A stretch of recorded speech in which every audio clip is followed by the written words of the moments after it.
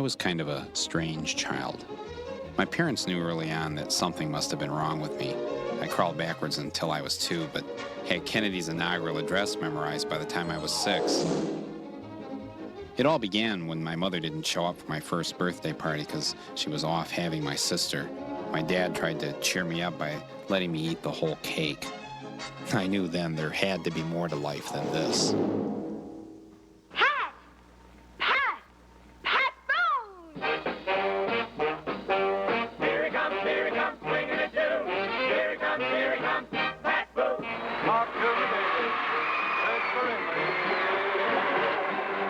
When I was a kid, I thought only 3 people worked for General Motors. Pat Boone, Dinah Shore, and my dad. Our hometown of Flint, Michigan was the birthplace of General Motors, the largest corporation in the world. There were more auto factories and auto workers here than in any other city on earth. We built Cadillacs, Buicks, and Fisher bodies, GM trucks, Chevrolets, and AC spark plugs. We enjoyed a prosperity that working people around the world had never seen before, and the city was grateful to the company. With the whole city rocking, Flint, Michigan throws a birthday party. It's for the people of General Motors on their 50th anniversary. Pat Boone celebrates with a song. The promise of the future is the keynote set by GM President Harlow Curtis. From the world of TV comes Sergeant Garcia and the swordsman known as Zorro. But the big hit of the parade is the lively marching of the Elks Junior Drill Team. The citizens of Flint, birthplace of General Motors, also see the radiant Miss America. This was Flint as I remember it, where every day was a great day. Oh, it's a great day, all right. A salute to Mr. and Mrs. America. Teamwork, teamwork. The nation's secret was teamwork. And though doubters and scoffers said this is as far as you'll get, GM answered, you ain't seen nothing yet.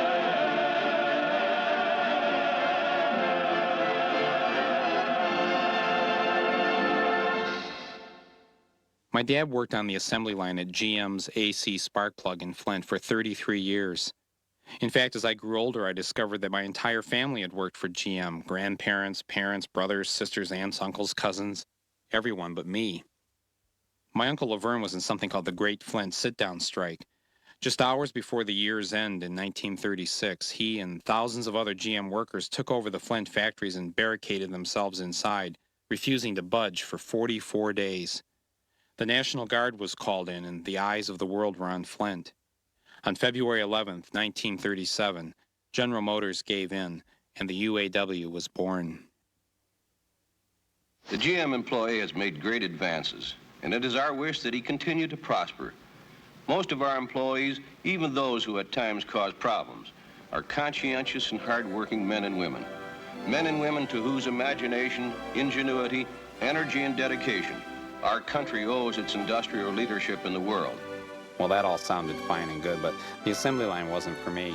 My heroes were the Flint people who had escaped a life in the factory and got out of Flint, like the guys in Grand Funk Railroad, Casey Kasem, the women who married Zubin Mehta and Don Knotts, and perhaps Flint's most famous native son, Bob Eubanks, host of TV's hit show The Newlywed Game. I figured if Bob Eubanks could make it out of here, so could I. After 10 years of editing my own paper in Flint, a California millionaire called and asked me to be the editor of his muckraking magazine in San Francisco. It didn't take me long to figure out what to do. The final issue of the Michigan Voice is now being printed. 10 years after he started the magazine, Michael Moore is moving on to San Francisco. Well, what would you do? I mean, this was San Francisco. But San Francisco was on the other side of the world from Flint. Everyone there had a job, yet no one seemed to be working. The cafes were filled with people at 3 in the afternoon. I was told there's one restaurant for every 44 people in San Francisco, but most of them seem to be dessert places. Trying to get a simple cup of coffee became a nightmare for me. Espresso, double espresso, cappuccino, double cappuccino, latte, double latte, mocha, double mocha, cafe campana, macchiato, double macchiato, cafe bianco, or house blend. I was feeling a bit disoriented living in a town that didn't carry any non-dairy creamer. I went into work and announced that I was going to give a monthly column to a Flint auto worker. The owner instead told me to run an investigative report on herbal teas. I told him I had a better idea. Let's put that auto worker on the cover. The owner wasn't amused and declared that California and I were a mismatch, just before he offered me my free U-Haul back to Michigan. Hello, Dad. Hello, son. It's been a long time. Sure has. Where's Mom? In the kitchen?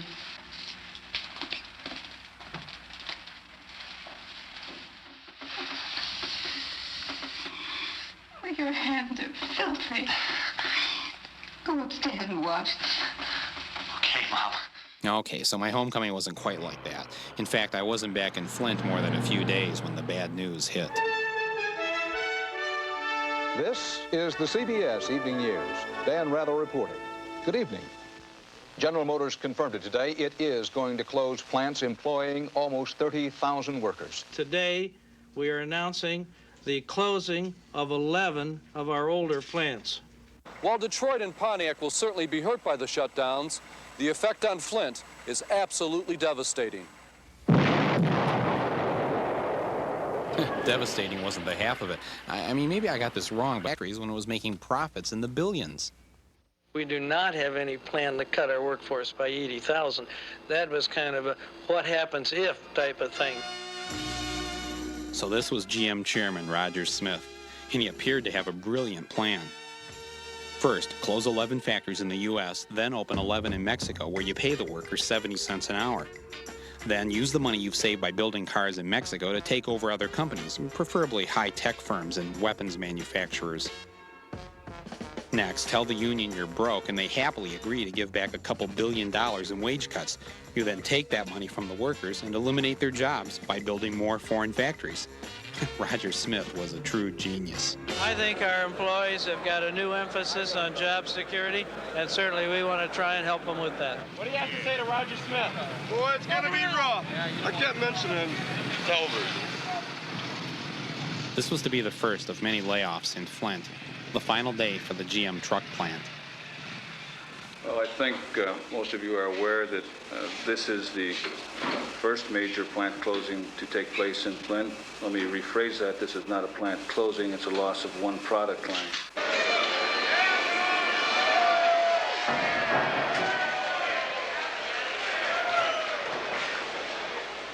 My friends and I decided to pose as a TV crew from Toledo to sneak inside the factory. I wasn't exactly sure what a TV crew from Toledo looked like, but apparently the ruse worked as we filmed the last truck going down the line. Well,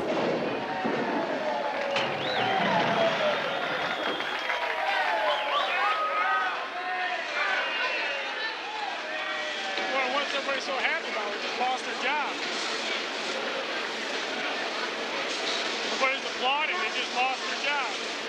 Trying to impress upon the employees that are being laid off that there is nothing out there for them to depend upon for the future. Best thing Michigan can do and General Motors can do is get rid of Roger Smith and them other son of a bitches. Now, that seemed to be the general consensus as I talked to many GM workers about their chairman, Roger Smith. You tell Roger Smith if you could talk to him. Oh, Roger Smith, I'd tell him to retire. He can't look an auto worker in the eye, you know, because if he should be feeling guilty. Those people are hungry. He's not. I tell Roger Smith to get off his big bucks and start giving some of it back to its workers.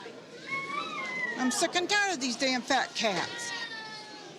I could say a few choice words, but I'm a lady and I was raised a lady, so I won't say what I really feel, but I could use some very unsavory language as far as the fat cats. Fire Roger Smith! Fire Roger Smith! There were those who had a different opinion in Flint, like Tom Kay, a spokesman and lobbyist for General Motors. I'm sure that Roger Smith has a social conscience as strong as anybody else in the country. Because a guy is an automobile executive does not make him inhuman. I've talked to enough of them, I know what their concerns are. He has as much concern about these people as you do, or as I do. And Nobody likes to see anybody laid off or put in a hardship situation. Have you ever talked to Roger Smith? Sure. Yourself? Yeah. Well, how do you find him to be? What kind A very warm man. I have... A warm man? Did I have Roger Smith judged all wrong simply because he was eliminating 30,000 jobs from my hometown? I decided to find out. I wrote, I phoned, I faxed, I tried every means of communication available, but nothing seemed to get me any closer to Roger. I was left with no choice. I got in the car and drove about an hour south of Flint to Detroit, to the world headquarters of General Motors. My mission was a simple one, to convince Roger Smith to spend a day with me in Flint and meet some of the people who were losing their jobs.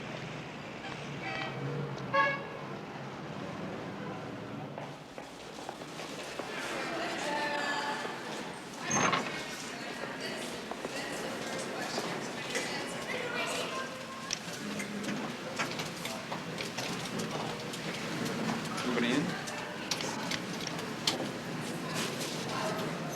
I can help you, gentlemen, please. Yes, we're going up to the 14th floor. Do you have an appointment? No, we don't. No. I think you need an appointment. To go up there? Yes. Oh. Well, how can we make one? You want to step out and... Okay, first of all, anything we above came down from Flint. anything above the first level here is private property. That's off limits. This is all off limits. This is security right now. This is? All right. But listen, who just want to talk to you? Roger Smith. I want to talk to Roger Smith. I'll get a PR man. We'll see what we can do. What kind of movie are you making? It's a documentary on Flint. And the labor Yeah, the whole situation, the plant shutdowns, the layoffs. We will try to have someone get back in contact with you as soon as someone's available. All right, I'd really appreciate You got some kind of credentials you should give me, or they can get in touch Sure, with what you? is your name? Herb Sloan. Give me a business card. Michael Moore. And, let's see, I got a frequent flyer card. Visa. Of course, I was having a hard time finding my business card because I don't have any business cards. So I gave Mr. Slaughter my discount pass to Chuck E. Cheese, but he said that wouldn't get me in to see Mr. Smith. So I headed back to Flint for further guidance from GM lobbyist Tom Kay. General Motors wouldn't be doing anybody any service if it goes bankrupt. It has to do what it has to do in order to stay competitive in today's economic climate. Even if that means eliminating 18,000 jobs. Even if it means eliminating 20,000 jobs. Or 30,000? Whatever. How about all the jobs here in Flint? It could feasibly happen. Good evening, everyone. I'm Sue Zelenko. Bill Harris has the night off. It was where the UAW was born, and tonight, around 3,000 people are now trying to figure out what to do with their Nobody was lives. ready for the announced plant shutdowns today, least of all the 1,350 workers. Last truck chassis headed down the line this morning. Virtually all the 3,400 people here are now on layoff. Automotive editor Larry Elliott was at the plant today as that last car was making its way down the assembly Will line. this plant return to building engines if the rush back to small cars occurs? The answer is no. In Flint, Joe Weaver, Channel 2 Eyewitness News. More factories had closed, and I was beginning to see the effect this was having on my friends. Ben was the auto worker who I'd put on the cover of that magazine out in San Francisco. He'd been laid off 5 times in 5 years from GM, and expecting to be laid off again, he cracked one night while working on the assembly line. He was now shooting hoop at the local mental health center. I just couldn't take it. I told the guy next to me, tell the foreman, I'm sick to my stomach. I don't give a shit what you tell him. I grabbed my coat and I flew out the door, past the guards, jumped into my car, got onto Bristol Road, and was flying toward my apartment. And I turned on the radio hoping that might cheer me up. I got like tears coming out of my eyes. And I strike right into the middle of Wouldn't It Be Nice by the Beach Boys.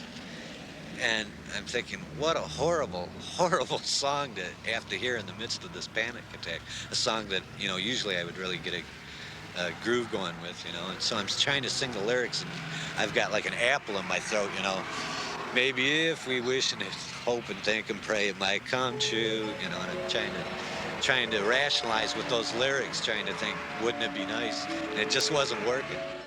Wouldn't it be nice if we were older, then we wouldn't have to wait till we belong? No, it's gonna make it that much better. Some disturbing news today from the Genesee County Health Department. It announced the rat population in Flint has now surpassed the human population by 50,000. Health officials say that's due to the massive numbers of people leaving Flint and the city cutting back to twice monthly garbage collection due to budget constraints.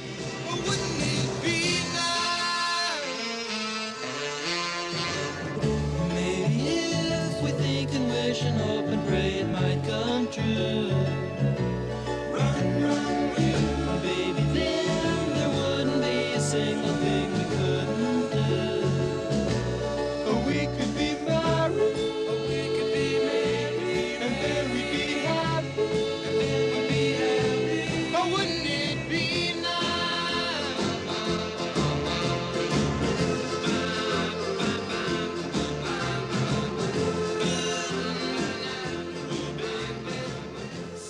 Just when things were beginning to look bleak, Ronald Reagan arrived in Flint and took a dozen unemployed workers out for a pizza. He told them he had come up with a great idea, and if they tried it, they'd all be working again. He suggested that maybe some of us could find better jobs elsewhere, like in Texas or in the southern states. And that's when I spoke up, because I have a son, a home. I'm trying to do it by myself, and I can't just pull up stakes and take off by myself. We don't hold any public office. We're really nobody special, but he wanted our opinions and our views. It's at a level that I could understand, and I liked his ideas about, well, the ideas that he voiced to us. Lucky, lucky, lucky me, I'm a lucky son of a gun. None of Reagan's luncheon guests got back into the factory in the ensuing years, and the only bright spot to come out of the whole affair was the individual who borrowed the restaurant's cash register on the way out the door.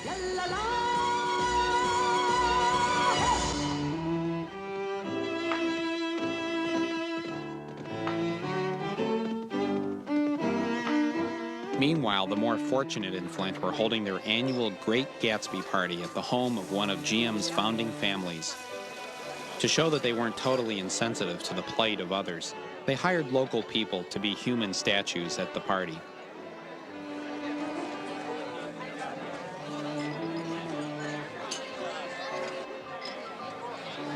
So what's it like here in Flint these days? Well, things are tough here for the people that are laid off.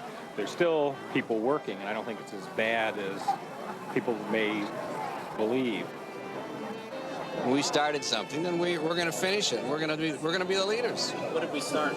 We started an industrial revolution, an art form that's never been created in the history of mankind. What was that industrial revolution? The cars, steel. You know, it took off from there. You know, we invented the wheel again. You know, and we're off again, and we're running.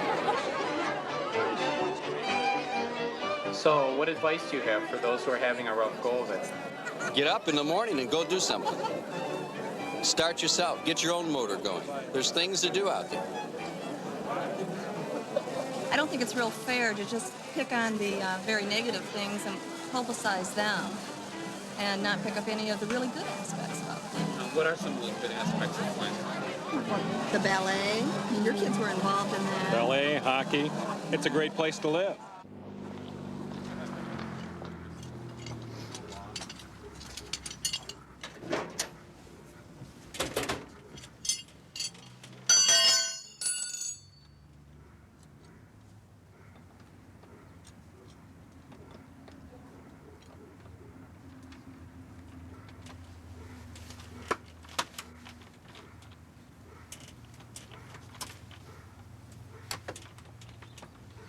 Sheriff Department, anybody home? Sheriff Department, anybody home? Hello?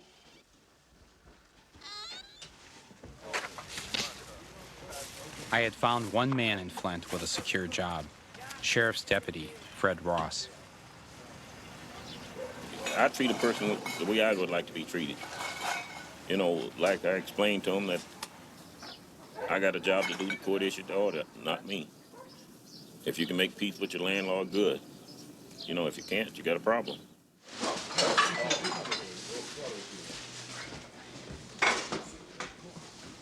Out here, I put out some good people.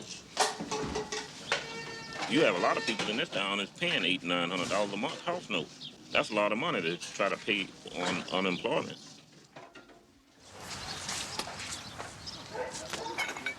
Some of these people just don't want to leave. Especially, you know, older people. Some of them have retired from the shop, and taxes catch a lot of them too. So yeah, if things go down, they close up some plants here. This town gonna be a rough place. I continued my search for Roger. I scoured the neighborhoods of Grosse Pointe Woods, Grosse Pointe Farms, Grosse Pointe Park, Grosse Pointe Shores, and Bloomfield Hills. I tried in vain to locate his house, but the name Smith was a common one among these people. I then read that Roger was going to be at the Grosse Pointe Yacht Club. I decided to drop in on the affair. Roger Smith. I haven't seen him. You haven't seen him here yet? Just You calling? who? Roger Smith? Yeah. You want me to call Roger Smith? No, I'm trying to get a hold of the manager to see if anybody knows anything about it. I'm sure he said the Grosse Pointe. I mean, it wasn't him. Can we? It was. Who? His office? Yeah, his office. Why don't we call his office and Yeah, I find could out? do that. I have a television crew down here with Michael Moore. He's supposed to meet Roger Smith at noon. I have no information. How often does Mr. Smith come here for lunch or dinner? The last time I saw him here was for Sportsman's Night. Yeah. What's that? It's a wild game dinner. Yeah. You go out and shoot your own animal, and Pardon me? you go out and shoot your own the animals you shoot. You bring here and eat, or Well, some of the stuff is donated. yeah. Yeah. The food's like rattlesnake and let me think of some real exotic Ooh. foods. Alligator, Eat this stuff here? roast beef. Yeah, that sounds better. I'm sorry. I obviously had the wrong yacht club because Roger was nowhere to be found at this joint. I didn't have much more time to waste around here because back in Flint at the county fair, thousands of people were being entertained by the diving donkeys, anxiously awaiting the return of our boyhood hero as he made his triumphant return home to Flint. From Genesee County Fair, the newlywed capital of the world. Here come the newlyweds. Big hand. Hey, this is your part. This is where you get involved in. Here they come. Yes, it's the newlywed game, and these are our newlywed double sporty events. Now let's all meet the hosts and start the newlywed game. The Evictions.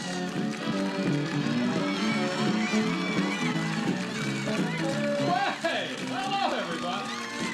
Welcome. How nice of you to come out here today. Welcome to the opening of the fair. Hi, Mom. How you doing? You devil, you. What about questions like, how heavy are your wife's breasts? I never asked that question. I will say, how much does your wife's chest weigh? Oh. But there's a lot of difference in that question you just asked, and a lot of a hell of a lot of differences. And that's where I think we get a bad rap. People like yourself will quote a question like that, and I wouldn't ask that question for anything in the world. I wouldn't even say breasts. First question. These are the easy questions. Ladies, how much did your husband say your chest weighs? Gladys, how much did he say your chest weighs, sweetheart? 2 pounds. 2 pounds. He said your chest weighs 6.5 ounces. Yeah. I said both of them. He said that is both of them. I said, I'm sorry. He said, not as sorry as I am. Yeah. Bob was right. He didn't use that word breasts, and I considered apologizing to him for implying that his show wasn't wholesome entertainment for the entire family. You know why Jewish women don't get AIDS? Because they marry assholes. They don't screw them, pardon me. Well, ladies and gentlemen, that's all the time we have for this afternoon. If I made you smile one time, it's been working for me. I had a good time. I hope you had a good time, too. Until next time, we'll be back here tonight about 7:30. I'm Bob Eubanks. So long, everybody. See you then. Bob Eubanks! Well, I was born here in Flint, but I don't know anything about it. I can only tell you this about this town, that it's pretty. The people are nice. I don't know much about the economy, but I can take you some places around the United States that are a hell of a lot worse off than Flint, Michigan. And so I don't think it's such a bad town after all. With 30,000 jobs now eliminated, the city decided to turn to that one event that had always made us so happy, the big parade. This time honoring the surviving Flint sit-down strikers.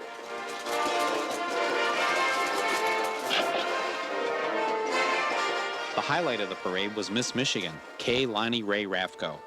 Passing by the dozens of boarded-up stores and hundreds of jobless Flint citizens, she was an inspiring sight to all present. How do you feel about the economy here in Flint? The factories all shutting down. This isn't my interview yet. This is my time for enjoyment.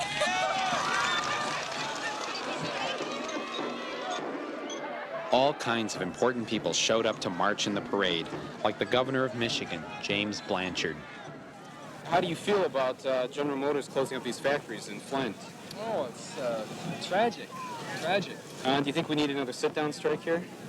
I don't know that that'll do any good. That's the problem. Is this a great time for a parade? I think so too. Give your life to Jesus. Jesus Christ loves you. Give your life to Jesus, sir. Tell your viewers that they need Jesus. Give your life to Jesus. And of course, how could you have a parade for the founders of your union without inviting the current president of the United Auto Workers, Owen Bieber?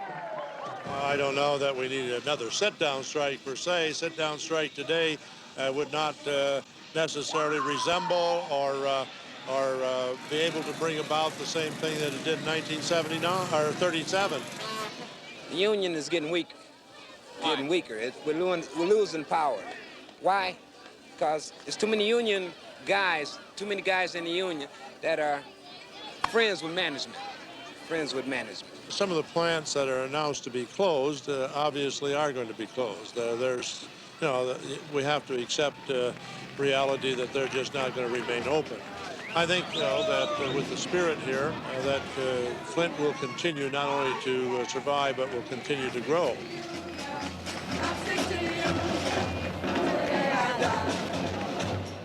Some people know what time it is, some people don't. Miss Michigan, could we talk to you for just 1 second?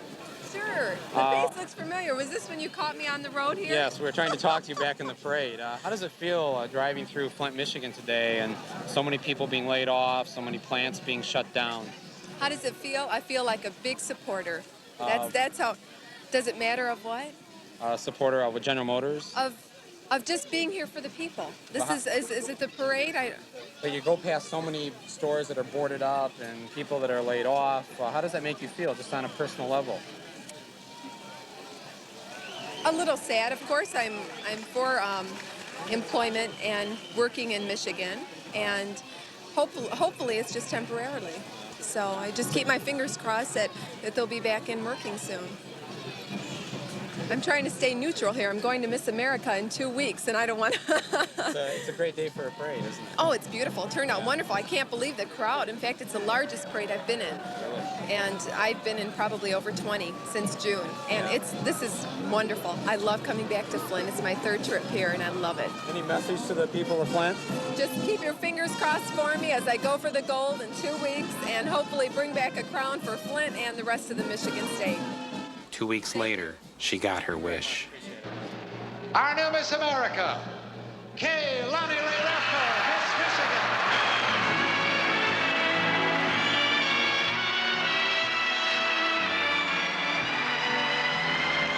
There she is, Miss America.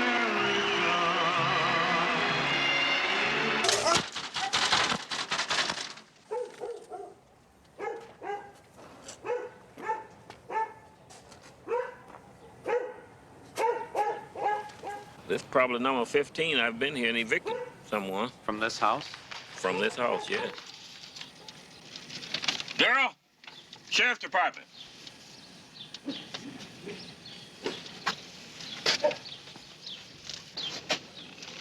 Sheriff's Department.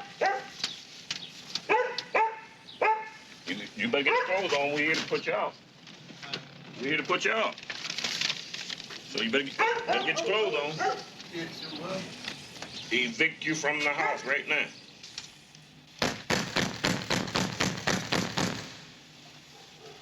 People stay up all night, sleep all day. Deputy Fred seemed especially busy these days.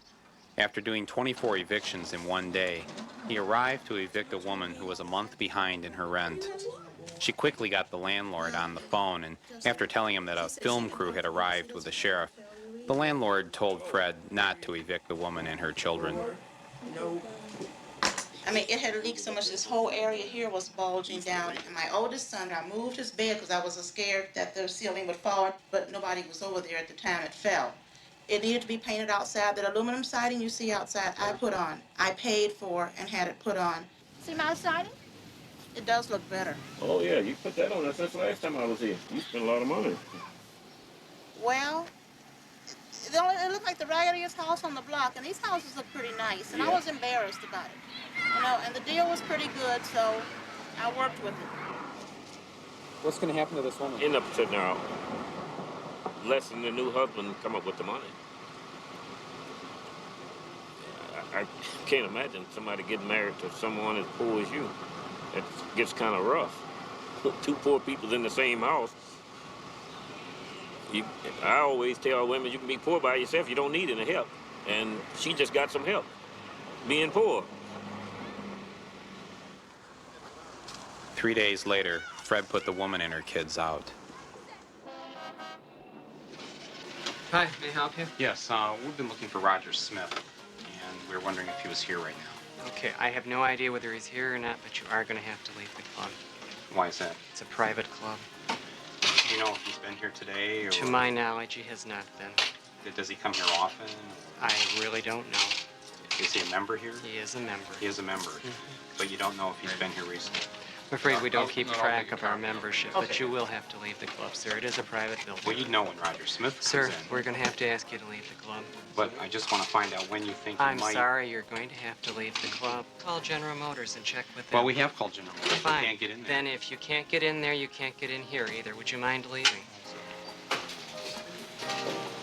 We could just wait here. No, you can't, sir. So you got to leave the building, sir, so you got to step outside. Well, we'll come back. I'll be right here. Yeah. Just call me outside and I'll tell you. Okay. Sir, you may wait outside. If he comes in, you can interview him outside. You may not interview him in the club. The last time he was here. That doesn't mean anything. When the I'm chairman of sorry. GM would be in here? No, that does not impress me. I'm sorry. It doesn't impress you? The chairman of General Motors is here? Chairman of General Motors is just another member of our organization. He's an important individual, but he's no more important than any of the members of our club. I wasn't having much success bringing Roger to Flint.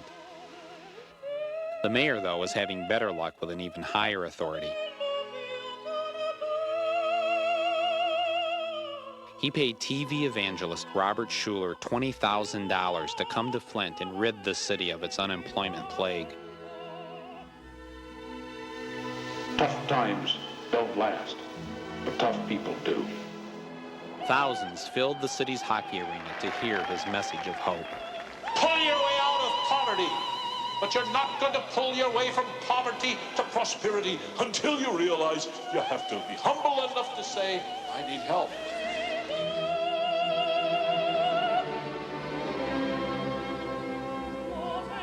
Why, and then what happens is you can turn your hurt into a halo.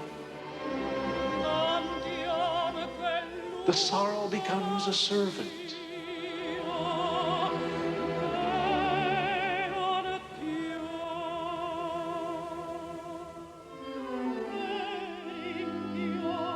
Just because you've got problems is no excuse to be unhappy.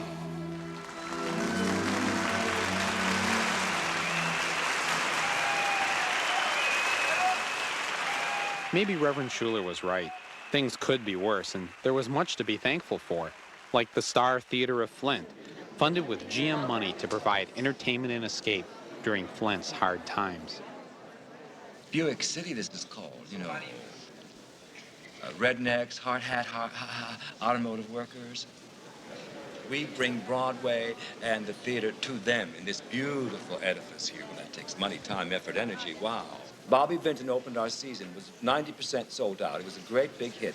He has very much charisma, came into the audience, spent about 10, 15 minutes with the audience fussing with the ladies, doing kissing and the this and the that, and they loved him. He got standing ovations every night. Peggy Lee came. She was not the greatest big hit, but she had her cult from all the surrounding areas. Her cult who loved her. Those who came absolutely loved her. Standing ovations, bravos, cheers. They were crazy about her, you know.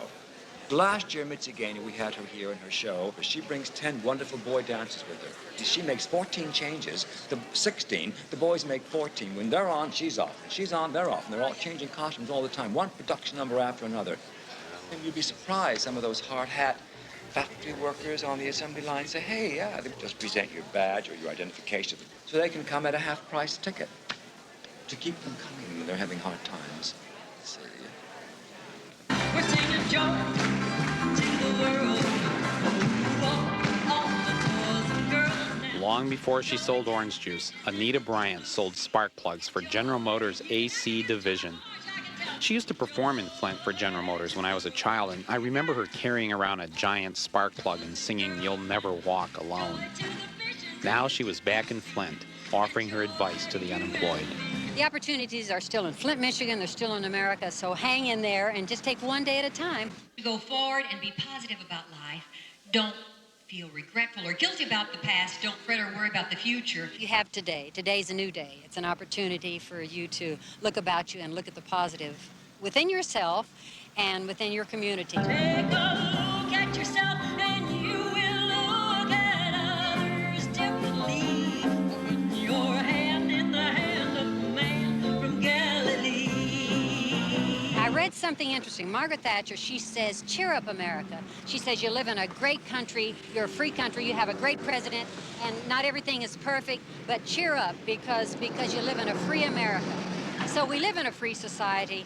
Today is a new day. It's an opportunity to do something with yourself. If nothing else, you know, thank God for the sunshine and for the fact that you're not starving to death, and go out and do something with your hands. I don't know. See the USA in your Chevrolet. America's asking you to call. Drive your Chevrolet through the USA.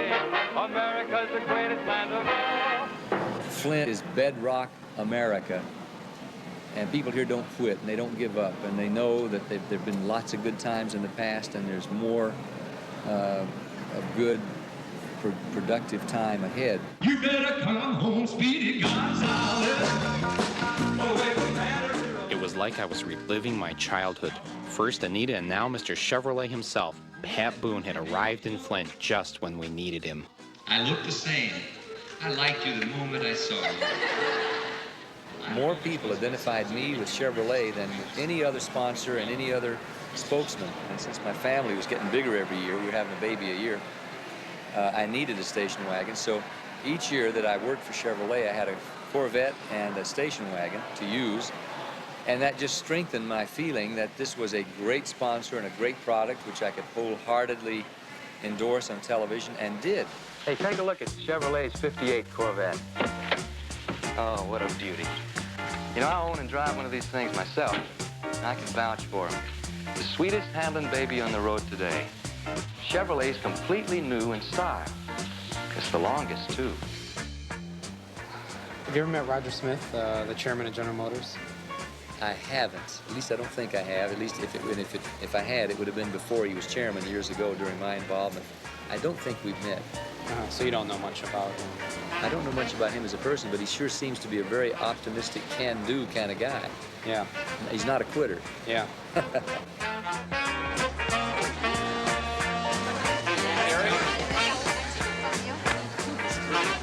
would rather have you.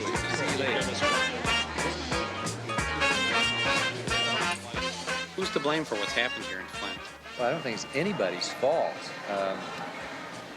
In a free society, in a capitalistic, democratic society, things just do change. There are shifts and trends.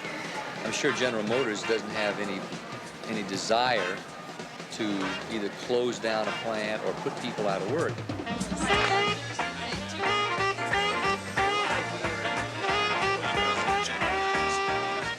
The key becomes the attitude And folks wind up saying, hey, you know, it was the best thing that ever happened to me when my job at the plant phased out, because I was only going to go so far at the plant. And now I've got my own business, you know, whatever it is. It's maybe no accident that the Amway business, for one, is in Ada, Michigan, offering anybody for almost very little money a chance to start earning dollars, having their own store in their own home.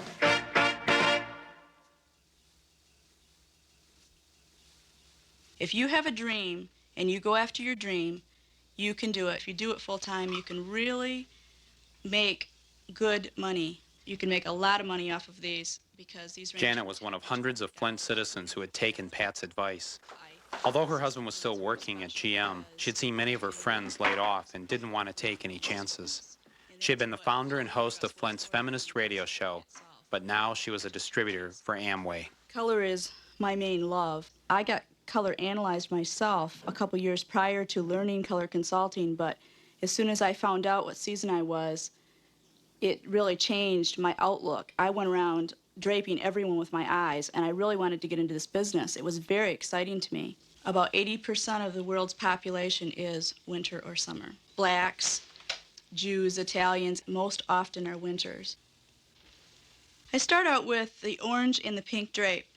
And the reason why is because what I'd like to do is put you into a family, the warm family or the cool family. People who are warm have a yellow undertone to their skin. And the orange drape brings that yellow undertone out and makes them look really good. If you put orange on someone who has a blue undertone, which would be the pink family or the cool family, then what's going to happen to their face is they're going to get real pale, or they're going to look real tired, or they might get a lot of ruddiness come out in their face. So what I like to do is I like to put what I think is the wrong color on you first. And then I can compare it to the right color. And by that way, it'll really improve how you look. Okay, so what usually happens is what I'm seeing happen to her is she gets jaundice when you put orange on her. She kind of turns yellow, looks a little bit sickly. And you might not even see it that much right now, but let's compare it to the pink.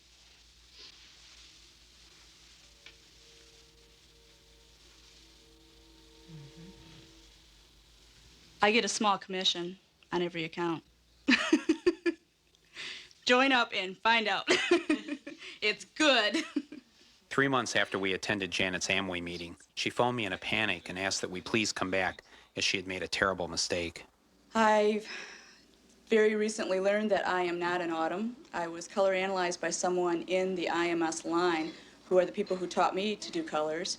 And I've discovered that I am another season. It's a warm season like autumn is, but it's a spring instead. So the colors that I wear are basically the same color family, but they're lighter and brighter. But it's really a shock to me because I'm out there color analyzing women all the time, and little did I know that I was not the season that I was telling people I was. I kind of felt sorry for Janet, so in order to cheer her up, I let her do my colors, and as it turned out, we were the same season. There were other ways to survive in Flint. Taco Bell was one. The local Taco Bell was retraining laid-off auto workers to assemble tacos and chicken fajitas. The local paper said this was to be their dream job. But when I stopped by to see how they were doing, the manager told me why all the ex-GM workers had been fired. A lot of them, they say this is a lot of hard work because assembly work, some of it's easy. It depends on what you make it. This here Taco Bell, every day is a new day.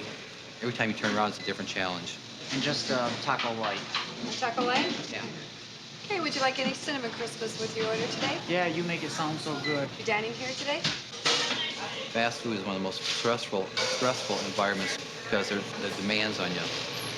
Fast food does demand a fast pace because we want to try to present a food item within so many seconds if we can do it. The transaction from assembly work and fast pace at Taco Bell, some of them just couldn't develop that speed. There has been a number of small manufacturing companies that have done very well. One I like to look at is Helmac Corporation. You familiar with them? Well, they invented a lint roller. Now they ship lint rollers all over the world and have a very profitable, nice business operating. Maybe there's a There's all kinds of opportunities, but it takes But wait a minute, innovation. Tom. Lint rollers, that's the solution to an auto industry, That's an a giant example. auto industry that had its birthplace here in Flint, Michigan, and lint rollers are going to pull us out of this depression? There's still as much opportunity here as there was when Billy Durant started a motor company down here on Water Street. Maybe more opportunities. You believe that? Yes, I do. Absolutely.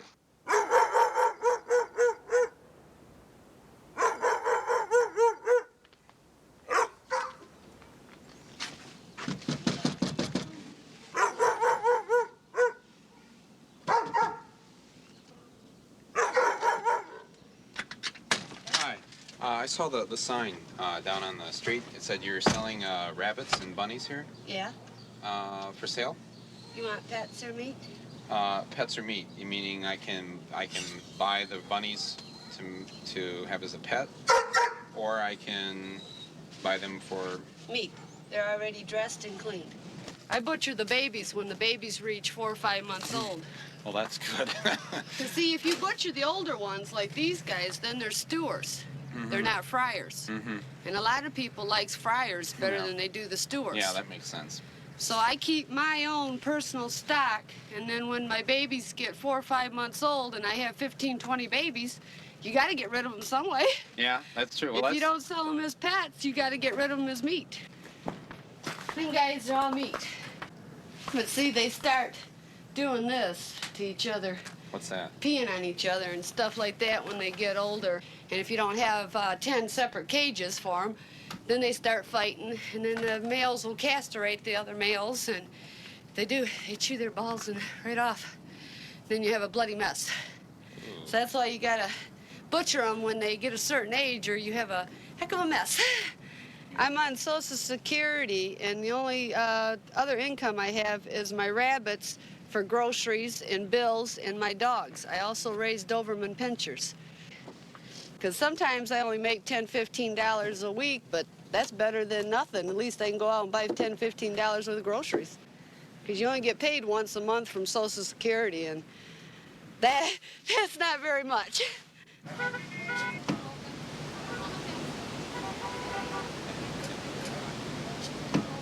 And it's really pretty popular. A lot of people come down here. Usually some people comes down. They're only open on Mondays and Tuesdays and Wednesdays and Thursdays and Fridays.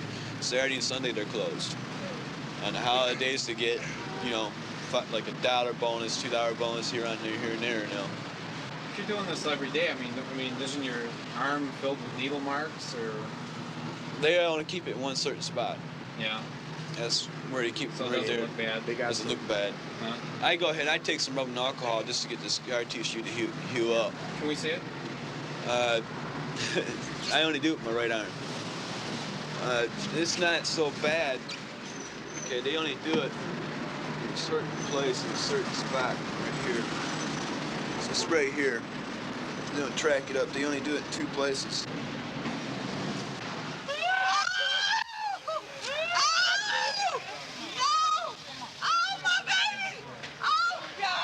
Flint is perhaps best known for its principal industry, but it's quickly gaining notoriety as a major crime center. It's a record year for homicides in the vehicle city. According to the FBI, Flint now has the highest violent crime rate in America. Flint's crime rate is one of the highest on the continent. A big part of the problem is that there just aren't enough jail cells for all the criminals.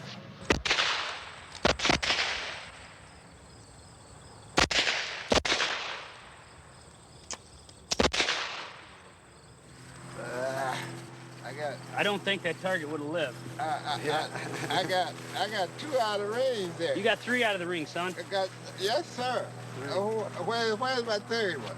Here's 2. Here's 2 here. Now, where's the third one out of range? Okay, that one is out of range. I tell you, your biggest problem is your barrel length. We usually tell them that probably the best is the shotgun. Short shotgun. Well, it's easy.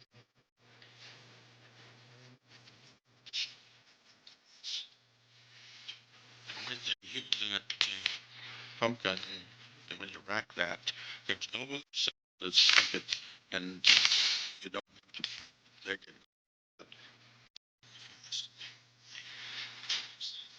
that they knew exactly what you had. You don't have to say.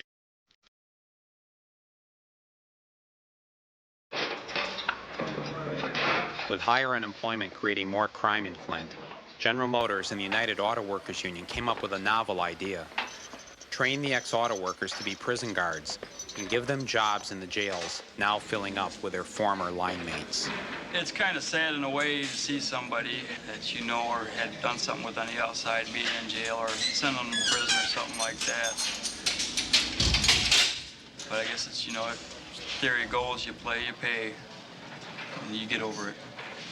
I have the possibility to move on. That's what this 160-hour program was all about. And I have a certificate now stating that I can apply anywhere in the United States. Money's not an object right now. If I can improve myself morally, the money will come later.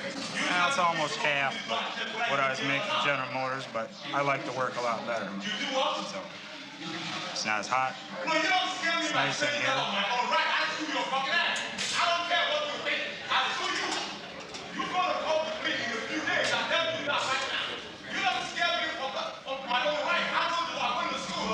What's going on? I'm in a heated discussion down there, I guess.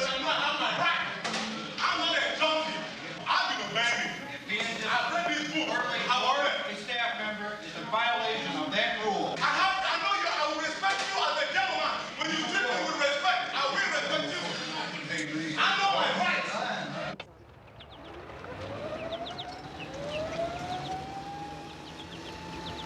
I really don't know the answer. I feel sorry for people, but you can't help them. I mean, you have such a good welfare program, and so they just don't want to work.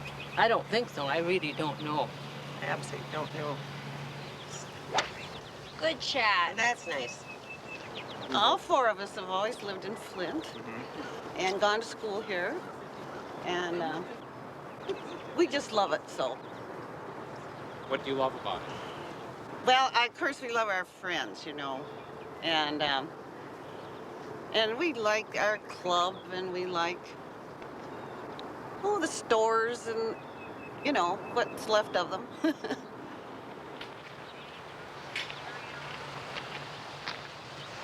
I think everybody should try to find another job or do something else in training or something like that. You think a lot of people are just being lazy? I think some of them, a lot of them, they take the easy way out, I think.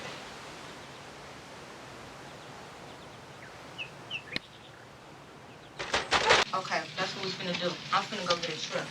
Today? Right now. Can you wait till we go get a truck? You can go get the truck, but you got a crew on the way here. They just stopped at the store to get them a pop, so I would get dressed if I was you. You gotta vacate the house. We're doing more evictions and more repossession and everything. Way behind, trying to catch up. A lot of these people that bought school clothes and didn't pay the rent. The system got to change, because if they didn't have enough money to pay the rent and buy the clothes, they're in trouble anyway. I put out some of my best friends, but nothing personal, you know. They know me, they know what I do, so if they lucky enough to draw me, at least they got somebody they can talk to.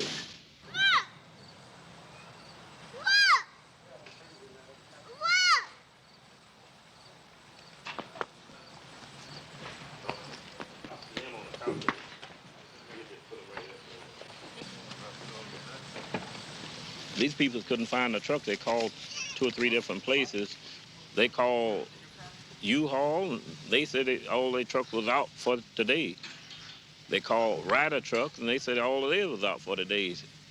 And a gentleman came by, we hauled him down, and he didn't want to get involved. And so now I assume they on the phone trying to get a trailer from Mott's Trailer Rental up on Carpenter Road. Why are all the trucks being rented here? People's probably moving. With GM closing, there are so many people leaving town. We've handled over 82,000 address changes. We're having a lot of people just abandon their house sometimes. Thank God we're getting new equipment in here. We're getting new higher tech computers that will be able to process more mail. And I don't foresee this job evaporating. I feel that we're real secure in forwarding the mail. Usually we see somebody every day that we know that's moved on, left town. A lot of people are going to look for work elsewhere. My husband's currently laid off, and we're giving some thought to it ourselves, some GM layoff. We have been having so many trucks go one way to places like Florida and places south of here. It's like we have a very hard time keeping trucks in the Flint area. It's expected, we'll get some of our fleet back towards midsummer, but with the layoffs coming heavier, it's going to be very hard to keep a truck around here.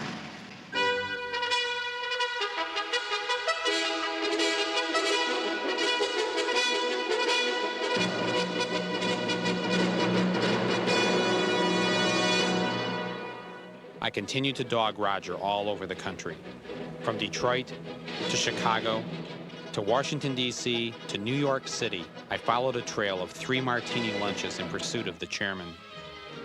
I finally found Roger at the Waldorf Astoria Hotel in New York City, where he was getting an award for the Car of the Year. We weren't in the hotel 5 minutes when GM security recognized one of our crew members as a relative of their arch nemesis, Ralph Nader. They called in the New York City police, who carried him out, chair and all, down to precinct headquarters. As soon as I could, I headed down to Detroit to Roger's office, where I was determined this time to get onto the 14th floor.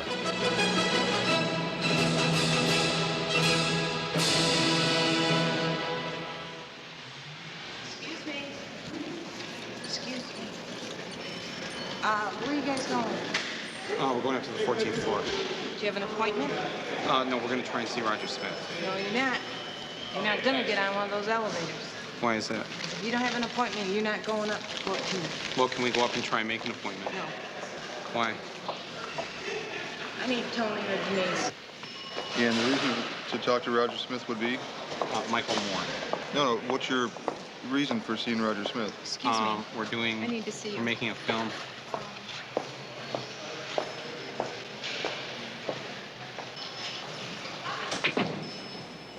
I quickly sized up the situation.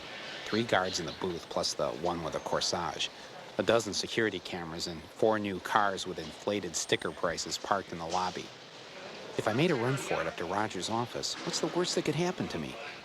Before I could fully explore the consequences of such an action, my escorts to the 14th floor finally arrived. Mr. Smith is not in at the present time, and we'd be happy to take your request under advisement, just as we would all appointments to see him. Yeah, that's what I've been told before. I've called and I've written, and I've been here before. Have you written? And yes, I've written. I've called. To whom? To Roger Smith, General Motors Building, Grand Avenue, Detroit, Michigan. John, how about we have a letter sent to your office? Oh, yeah, why don't you do that? Why don't you send a letter to us, and we will be happy to, as I say, take it under advisement, just as we do all requests to see the chairman. Okay, it's just I've been waiting for about a year now to get this, I think it's been under advisement for a long time. Well. And so what I'd like to do is just go up to the 14th floor and set up an appointment with his secretary. Well, that would be impossible. Obviously, I was getting the big blow-off once again. Meanwhile, things weren't getting much better back in Flint. More jobs had been eliminated, and the city had become the unemployment capital of the country. The visits from the stars and the creation of new jobs had failed to pull Flint out of its depression. Just when it appeared that all hope was lost, the city fathers came up with one last great idea.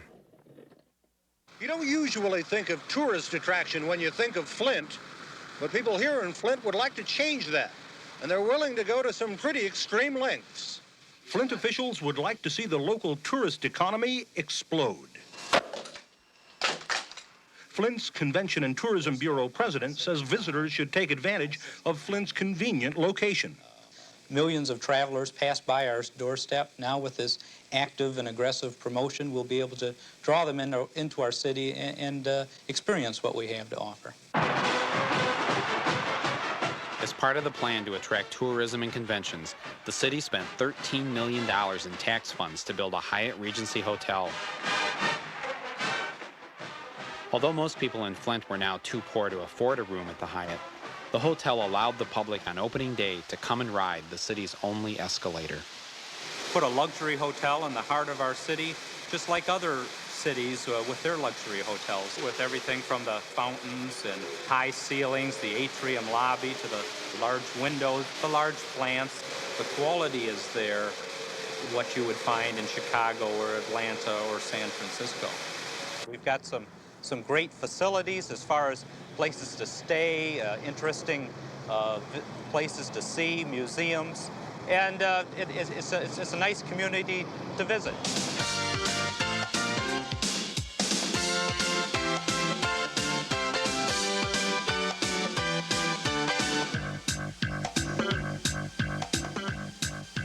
Meet Mr. and Mrs. Roberts. They're two of the thousands of people who decide to spend some time in Genesee County each year. There's the sign. We're almost there. Oh, I can hardly wait to see some of the places in the brochures. Let's pull off and fill up first. Okay. You from out of town? Yeah, we're on vacation. Welcome to Flint. You staying here? Yeah, we are. Lots to do, huh? Oh, sure. There's lots of attractions here you'll like. Have you seen Crossroads Village? See how a little hospitality, right from the start, can really make a difference?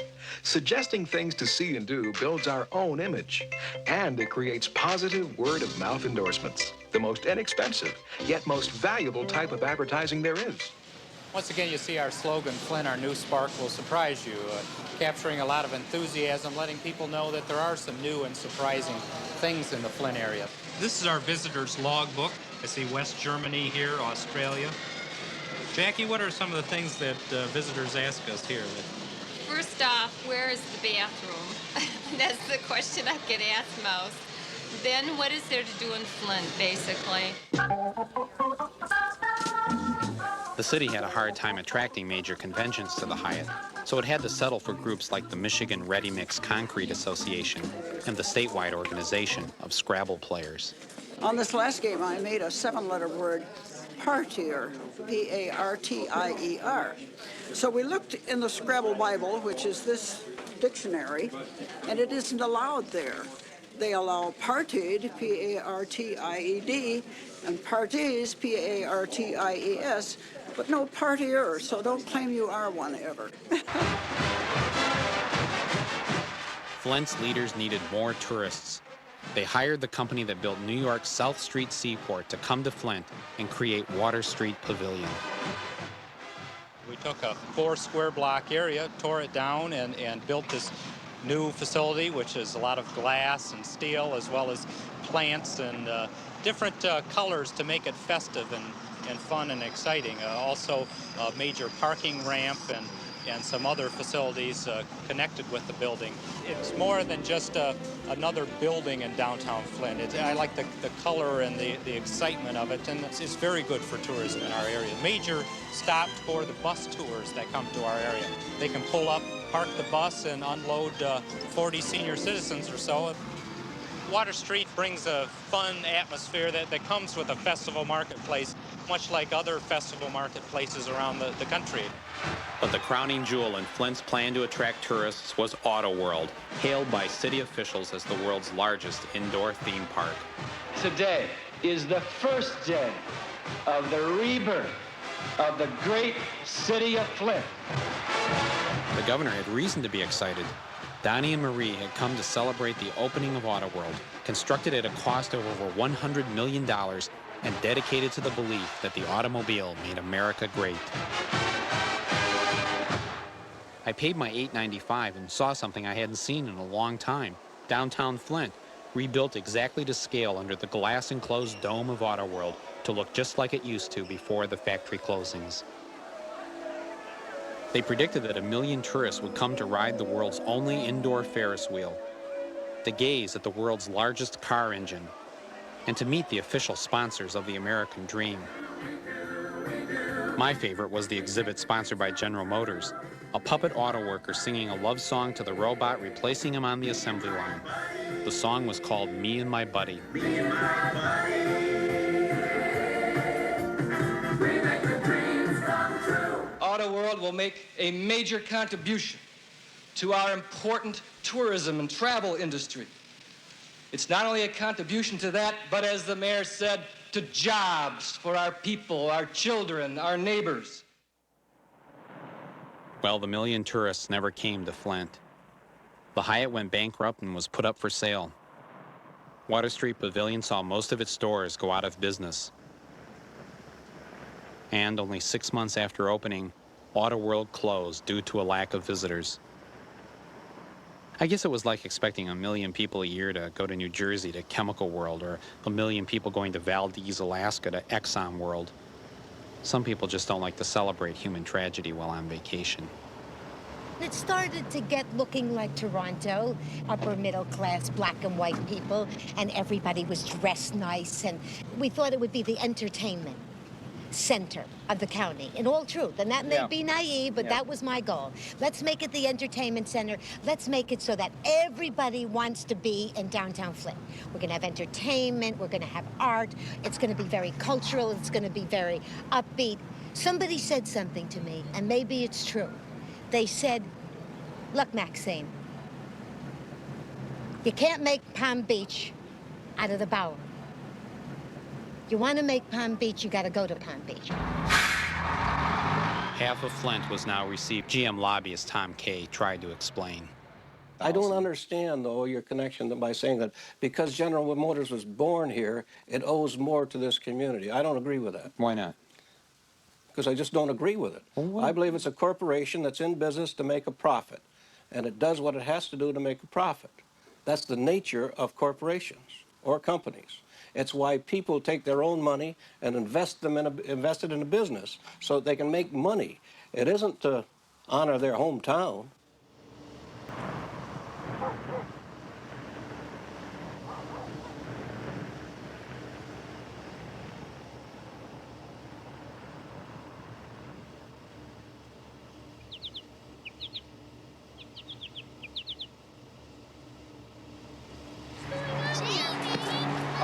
They're evicting somebody from his home.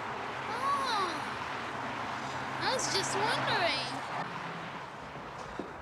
It turned out that the guy Deputy Fred was evicting had gone to my high school. His name was James Bond, and as if that hadn't caused him enough grief, he was now being thrown out of his home. Where can I go? Where can I go to stay? What do we have, 5 kids? You want to tell me that? We had 5 kids at the place where I was this morning. And you went over there and you evicted them? Set them right out on the ground. Why is that? Because they didn't pay the rent. You think I like this? I got other things I could be doing. It a long time. Well, the job, I had. That's what I say. Well, it's a job. It's a job. Somebody got to do it. I feel sorry for the people that have kids right now. What are they going to grow up to? What are they looking forward to? If I was a young man, Right I'd there. be That's it. It's nothing. They got a bleak future. I know, I worked there. I worked over there for 17 years. I quit, but I worked there. Why did you quit? Got tired of the system. It was like in prison to me, so I quit. It's like a prison? Yep. That factory played tricks on your mind. Where are you going to stay? I could probably stay with my brothers tonight. The thing is, I don't want to stay with somebody. Somebody else? I want a chance to have something of my own, which doesn't look like it's going to happen, ever. In this town. It's a rough time. A really rough time. I got thrown out of my house once.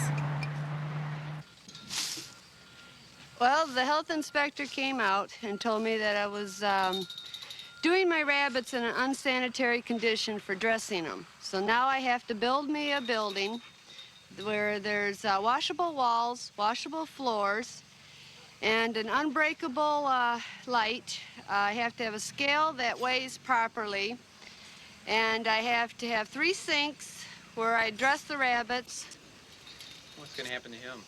He's going to be eaten. It'll be our supper on the supper table. What's the matter, huh? Don't know. What are you guys crying about? How do you slaughter them? Hung them upside down and stripped their fur off. And gutted them. Quit biting.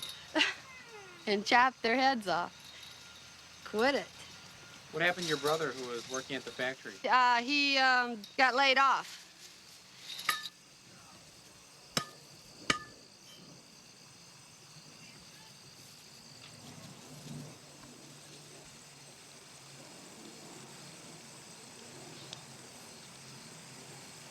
Now you know what I'm talking about. He's dripping.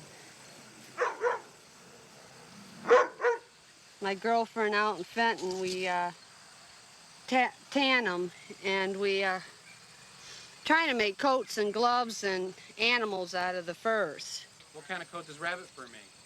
A rabbit coat. What else do you think it makes? Is it a nice coat? Is it warm? I don't know. We ain't made one yet. Oh. We got to get enough furs. How many do you need? A lot. You need lots and lots and lots of furs. And right now, we've only got 135 furs. Is all the rabbits I've done so far before I got in trouble. That's why I'm not actually supposed to be doing this.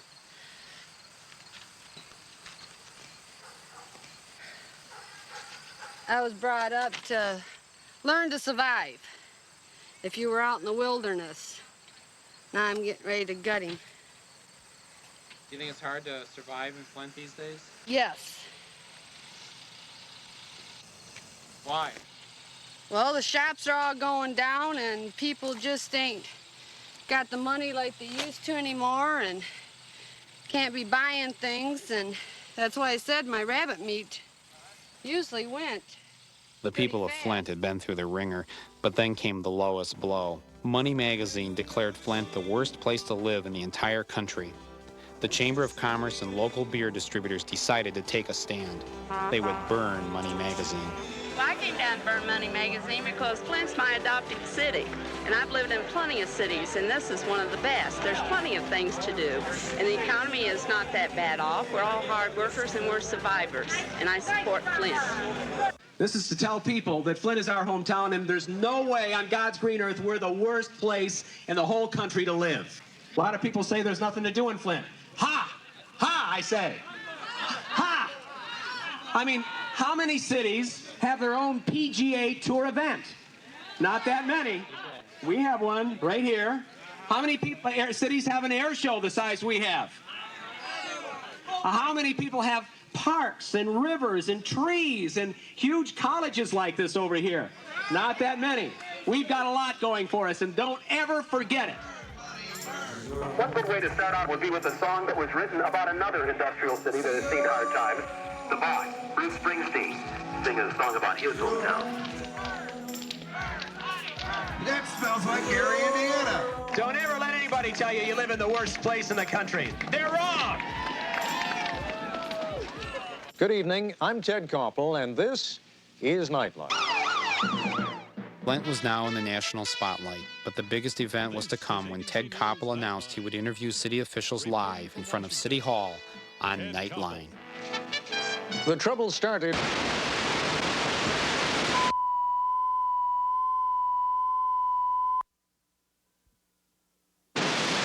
Here's what we know so far. The ABC News program Nightline was going to be broadcasting live from in front of City Hall tonight. The reason? The closing of the old historic Fisher 1 plant. Apparently, though, just moments before the broadcast, someone got in the satellite truck and drove it off, cables and all. So now Nightline has had to cancel their segment from the city of Flint, and police are looking for a suspect. Reporting live from in front of City Hall in Flint, I'm Barb Schroeder, TV 12 News. They eventually caught the unemployed worker who had made off with a Nightline van, but crime in Flint continued to grow. One guy thought he was the cousin of Superman and decided to save the town. He didn't get very far. He just wanted us to call him Captain Da. He said, you can call me Dada, whatever that meant. The old jail could no longer hold the increasing number of inmates the judges were locking up, so the county built a brand new state-of-the-art jail that was 5 stories high and filled the city block. On the night before the jail was to open, the city threw a party where couples paid $100 to stay overnight in jail.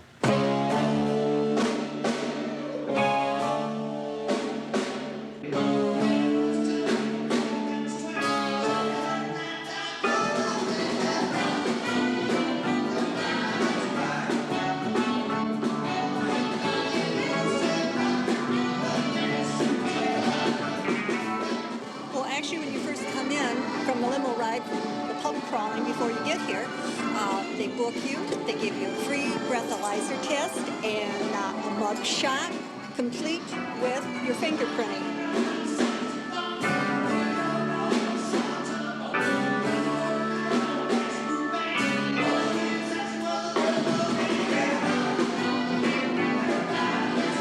Why do you want to spend the night here in the Flint jail? Just to experience. Yes, I've never been in jail before.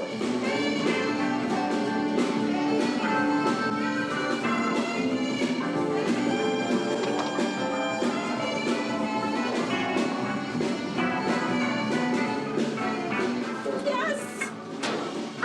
Eureka! Let's play.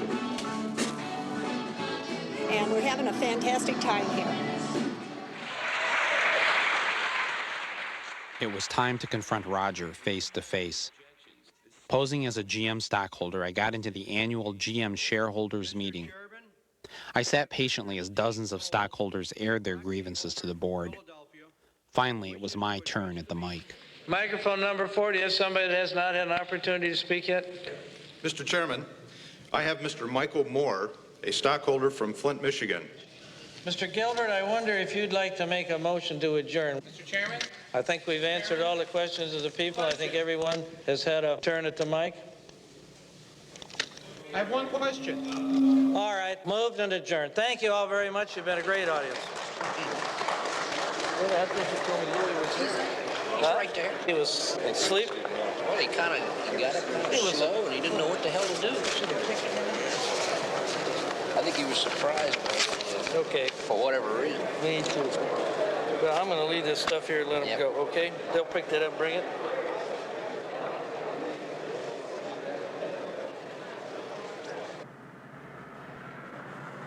It was 2 weeks before Christmas, and General Motors was closing the factory where the Great Flint sit-down strike had taken place.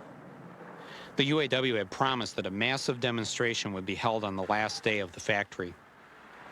Only 4 workers showed up to protest the plant closing. This is my second one I've closed. I think it must be my destiny to close all the General Motors plants. It's never pleasant when something like this comes to an end, but life goes on. Yes. What are you going to do? Excuse me just a minute. Uh-oh, pardon me? Where are you guys from? We're making a documentary film about Flint, Michigan. From where? We're just an independent filmmaking we'd like group. you to be off the lawn. Why? Because this is private property, and we'd like you not to be on the Well, lawn. we thought it was a significant day here today. The factory's closing. Well, it is a very significant day, and it's a very sad time, and it's a very private, personal time. What do you think about General Motors?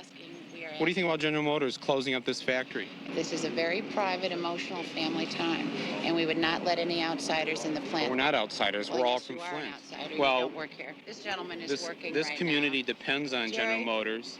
now. This guy, out. I don't understand why we just can't go up there and talk to them for a couple of minutes. I mean, this is the last hour the factory's open. What's the problem? The problem is we were told to keep you on the sidewalk. And you're hired by General Motors to do that? That's correct. On the sidewalk, please. Mrs. McGee, there she is. Let me ask her. Why can't we talk to you if you're the spokesperson? You can talk to me. I'll come outside and talk to you, but not inside. Will you do that? I've asked you to leave. We will go down there if you'll come down and talk to us. No, I don't think I'll talk to you. So you won't? No, You're the that's right. spokesperson, and you will not speak to us about That's why the correct. plant is That's closing. correct. You don't represent anybody, and you're a private interest, and no, I won't speak to you. Yeah, we happen to be citizens of this community here. It's not a private interest. We're all citizens of the community. Jared? On the sidewalk, please. Step on the sidewalk. The 1,800 hourly workers at this operation were sent home with flowers today, and even union leaders offer them bleak advice. One worker told me, you know when they send you flowers, when you die. So, not a very Merry Christmas. And in fact, as one man walked out of the plant here a few minutes ago, he told me, I want to wish Roger Smith Merry Christmas.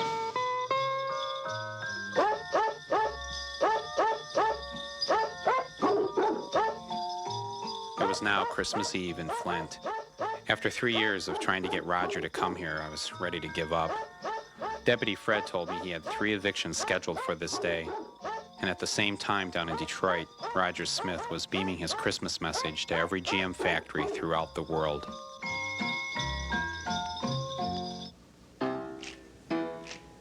Good afternoon, ladies and gentlemen, and I'd like to welcome you to our traditional General Motors Christmas program.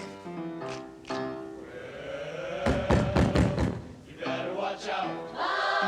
You better not cry. You better not pout. I'm telling you why.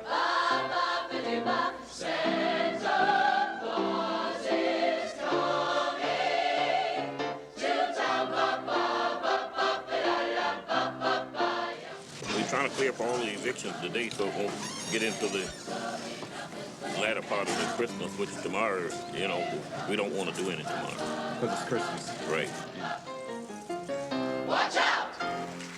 And now, ladies and gentlemen, it's my pleasure to introduce the chairman of General Motors with his annual Christmas message, Mr. Roger B. Smith.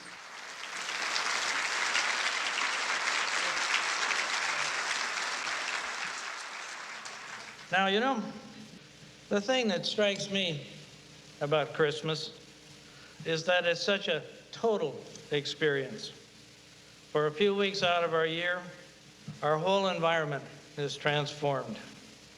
There are the lights, of course, that lift us out of winter's cold and gloom. Fucked up. This bitch, he got his money and set my motherfucking shit up. And they remind us of the warmth of human companionship and of the spring that's never far behind. Try to lay it down so the wind will blow it over if you don't. We listen for the jingle bells in the country. We smell the pine needles on the trees and the turkey on the table. And we even dream of a white Christmas in the hope that nature will accommodate our longing for a total experience. I got 3 motherfucking kids. That motherfucker got his money. I paid this man his rent. Get my shit. The individual dignity and worth of each human being, the more fully human each of us will become. He got his money. I showed you the paper.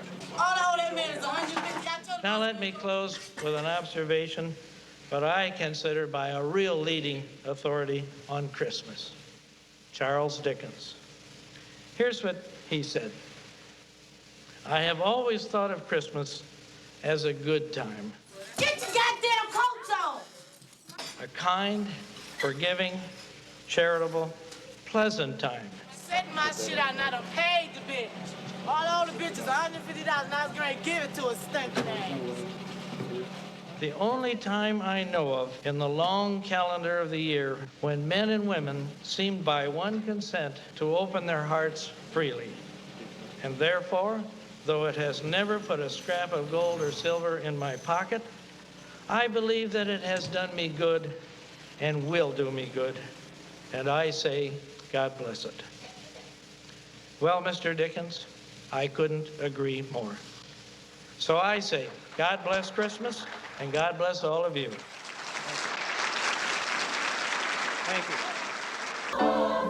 Oh, Judah, rejoice, rejoice, rejoice, rejoice. So what's Christmas going to be like for you this year? Well, I get a couple of days off. That's the good part. You know, I get a chance to rest, but come Tuesday morning, I'll be right back at it.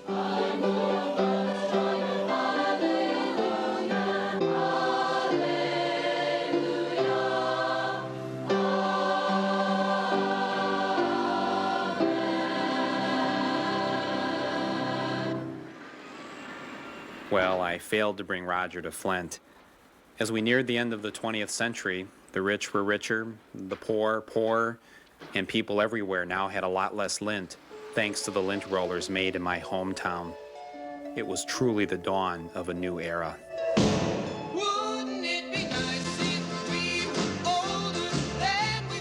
Well, if you're espousing a philosophy, which apparently you are, that the corporation owes employees cradle-to-the-grave security, I don't think that can be accomplished under a free enterprise system.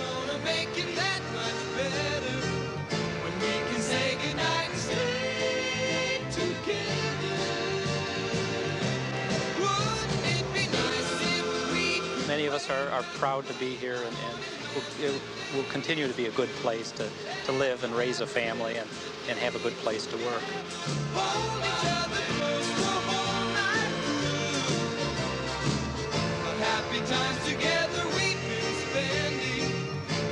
Where are you going to? I am going to Tel Aviv. Why? Well, maybe someday I'll be the Ministress of Tourism.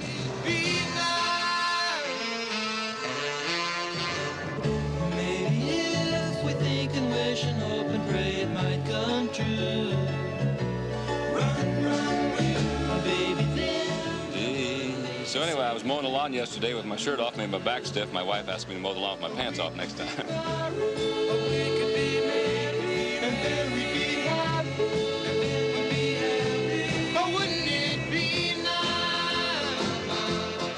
I'm planning on going back to school in January for veterinary assistance and also for dog grooming because there's a lot of animals that needs taken care of. It only makes it worse to live without it.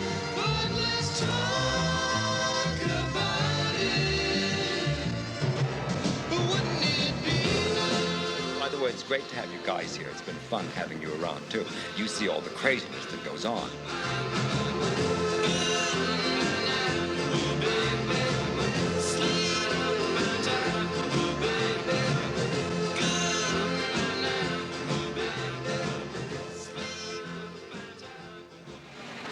Happy birthday to you, happy birthday to you, happy 150th, dear Michigan.